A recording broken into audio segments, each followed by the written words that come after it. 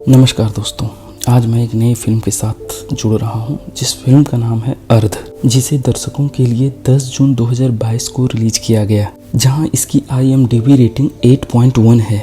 यह फिल्म एक आम आदमी के जिंदगी पर आधारित है, जिसे पर्दे पे उतारने का कार्य पलाश मुच्छल ने किया है। वहीं इस फिल्म के मुख्य कलाकार के रूप में राजपाल यादव, रुबीना, हिटेन तेजवानी अपनी अहम भूमिका अदा कर रहे हैं। तो चलिए दोस्तों, जानते हैं आखिर क्या है इस फिल्म की कहानी, जिसकी वजह से IMDb की रेटिंग 8.1 रही है।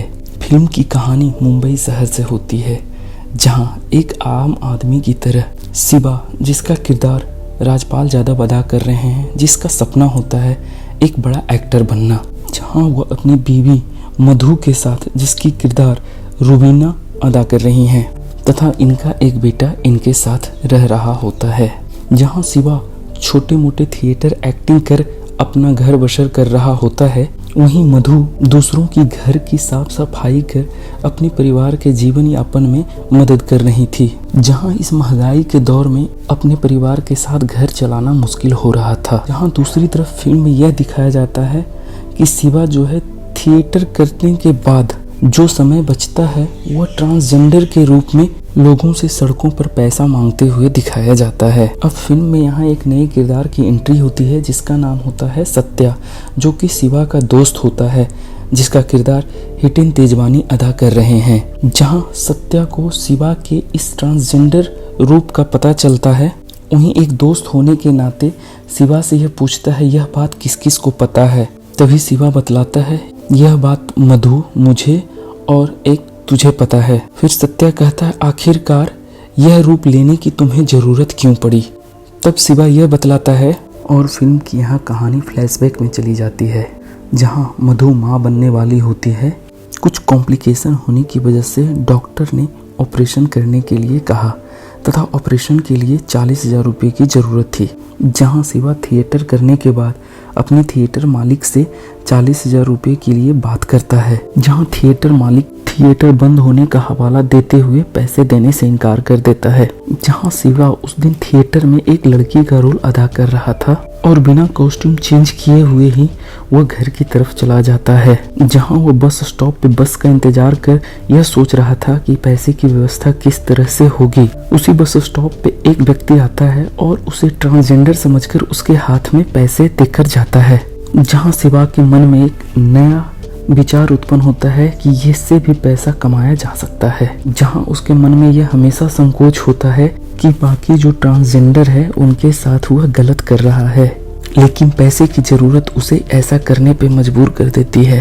अब यहाँ फिल्म फ्लैशबैक से वापस आती है, जहाँ सत्या शिवा का दोस्त समझाता है कि कुछ छोटे मोटे काम कर लो, अगर किसी दिन उनको यह सच्चाई पता चली तो तुम्हें काफी मुश्किलों का सामना करना पड़ सकता है। लेकिन शिवा कहता है कि नहीं, मुझे तो केवल एक्टर ही बनना है। इसके बाद फिल्म में काफी असफल प्रयास शिवा के द्वारा किया गया दिखाया जाता है।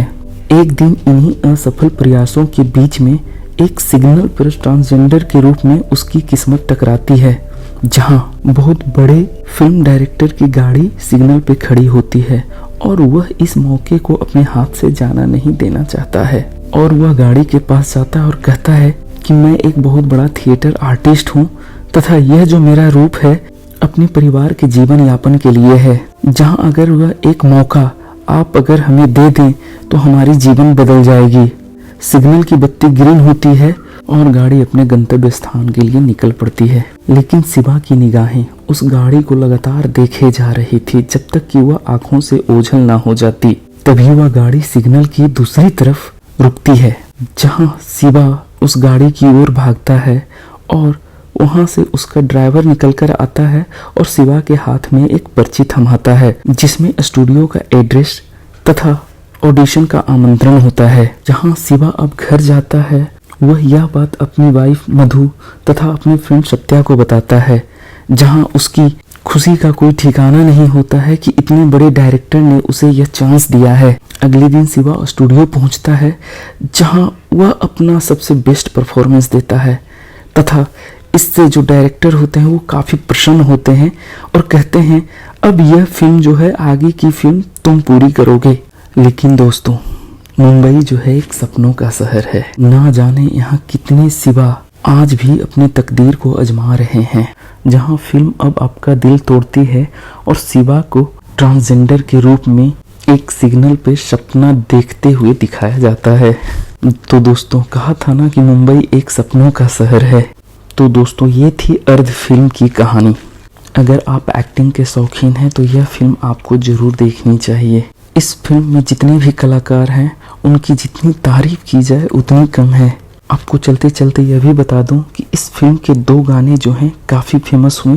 पहला इश्क का मांझा और दूसरा जिंदगी। ये दोनों गाने जो हैं आपको काफ़ी पसंद आएंगे। तो दोस्तों, आज के लिए बस इतना ही। आगे पुनः मैं एक नई फिल्म के साथ जुड़ूंगा। तब तक के लिए धन्यवाद।